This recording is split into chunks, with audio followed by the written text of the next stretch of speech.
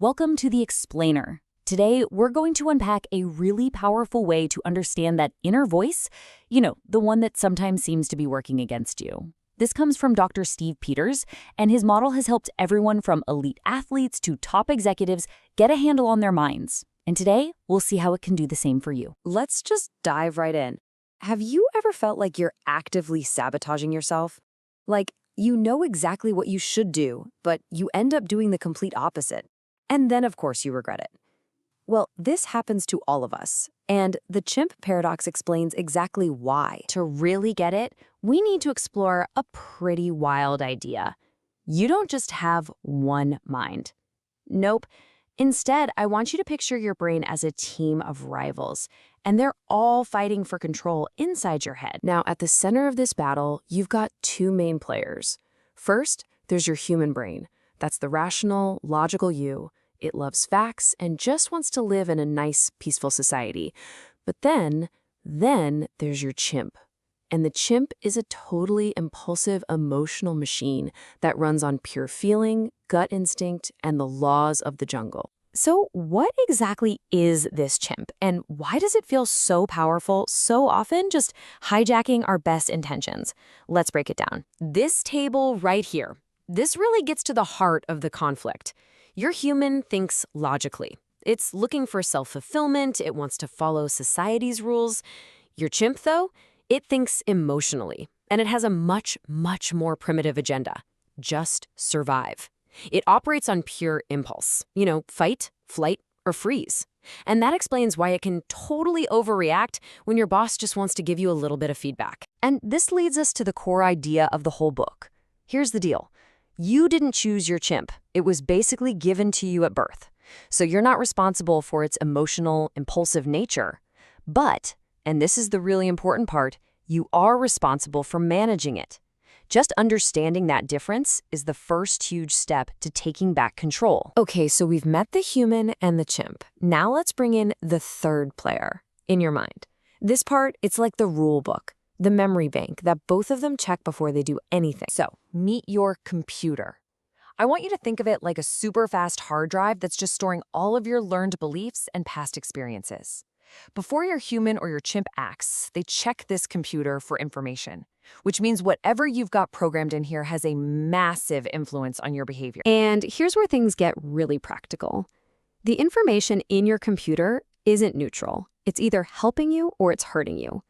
The helpful beliefs, those are called autopilots. They're constructive truths that guide you. But the unhelpful, distorted beliefs, those are called gremlins, and they're like little bugs in the system that are actively trying to sabotage you. Let's look at a classic gremlin. It's called fridge door syndrome. It's that deep down belief that your self-worth is totally tied to your achievements. Like a kid who only feels loved when their drawing makes it onto their refrigerator. Just that one belief can fuel a whole lifetime of anxiety and a constant fear of failure. So if your chimp is so powerful, and it's running on raw emotion, and it's being triggered by all these destructive gremlins in your computer, how on earth are you supposed to manage it? Okay, the first thing you have to realize is you can't fight your chimp head on. Do not try to arm wrestle it with willpower. Why? Because get this, the chimp is 5 times stronger than your human. It is a battle you're going to lose every single time. So, if you can't fight it, you've got to outsmart it. And Dr. Peters gives us this simple 3-step plan. The goal here isn't to overpower the chimp. It's to hear it out, calm it down, and then guide it. Let's see how it works. Step 1 is just recognition. And it's as simple as asking yourself this one question. When you're feeling angry or anxious or insecure, just ask, do I want to feel this way? If the answer is no, then congratulations. You've just realized your chimp has hijacked you. It's not you, it's the chimp. After you've recognized your chimp is active and you've let it vent all its emotions, you move to the last step, boxing the chimp. Now, this isn't about fighting.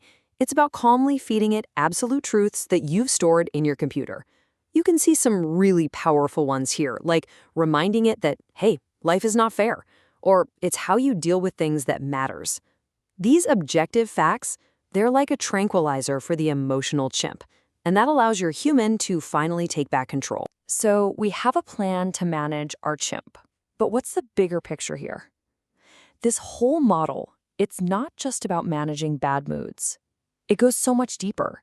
It's about defining who you really are. So if you've got this logical human, this emotional chimp, and this rule-filled computer all rattling around inside your head, who is the real you in all of this? And the answer is pretty profound. The real you is your human. Your true self is the person you want to be. So anytime you act in a way that goes against that vision, when you're irrational or you lash out, that is not you failing. That is simply your chimp hijacking the controls for a moment. By understanding this model, you get the power to separate yourself from that impulsive, emotional inner voice.